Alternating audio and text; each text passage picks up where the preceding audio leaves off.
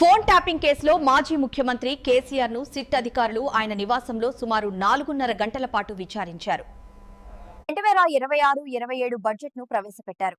మొత్తం బడ్జెట్ సుమారు 54 లక్షల కోట్లుగా ఉంది. ముఖ్య అంశాలు ఇప్పుడు చూద్దాం. కొత్త ఆదాయ పన్ను చట్టాన్ని ఏప్రిల్ 1, 2026 నుంచి అమల్లోకి తీసుకురానున్నారు. ఐటీఆర్ ఫారాలను సరళతరం చేయడంతో పాటు టీసీఎస్ రిటర్నుల గడువును డిసెంబర్ 31 నుంచి మార్చి 31 వరకు పొడిగించారు. దేశంలోని 7 ప్రధాన నగరాల మధ్య హైస్పీడ్ కారిడార్లను ఏర్పాటు చేయనున్నారు. బయోఫార్మా శక్తి అనే కొత్త పథకాన్ని ఎలక్ట్రానిక్స్ తయారీ ప్రోత్సాహకాలకు నిధుల, నైపుణ్యాభివృద్ధి, స్టార్టప్లకు ప్రాధాన్యత ఇచ్చారు. బడ్జెట్ లో తగ్గేవి ఇవే: విదేశీ పర్యాటక ప్యాకేజీలు, విదేశీ విద్య, ఆల్కహాలిక్ లిక్కర్ సుంకం, కొన్ని రకాల ఖనిజాలు, solar panels, critical minerals, cancer, అరుదైన వ్యాధులు, డయాబెటిక్ చికిత్సకు వాడే ఔషధాలు, అణు విద్యుత్ ప్రాజెక్టులకు వాడే పరికరాలు, విద్యుత్ వాహనాల్లో భారత్ లో తయారయ్యే స్మార్ట్ ఫోన్లు, టాబ్లెట్లు కూడా తగ్గనున్నాయి.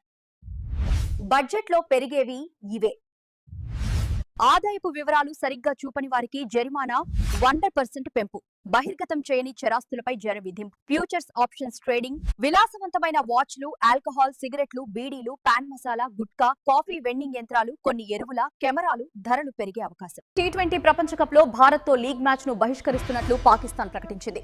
మ్యాచ్ ను బాయ్కాట్ చేస్తున్నట్లు ప్రకటించడం క్రీడా వర్గాల్లో చర్చనీయాంశమైంది. నేడు బంగారం ధరలు భారీగా తగ్గాయి. 24 క్యారెట్ల బంగారం ధర 10 గ్రాములకు 60,70, వెండి ధర కిలోకు రూపాయలు 19,900గా ఉంది. రామ్చంద్ ఉపాసన దంపతులకు కవలలు జన్మించారని, ఉపాసన ఓ మగ ఆడ శిశువుకు ఇచ్చినట్లు చిరంజీవి వెల్లడించారు.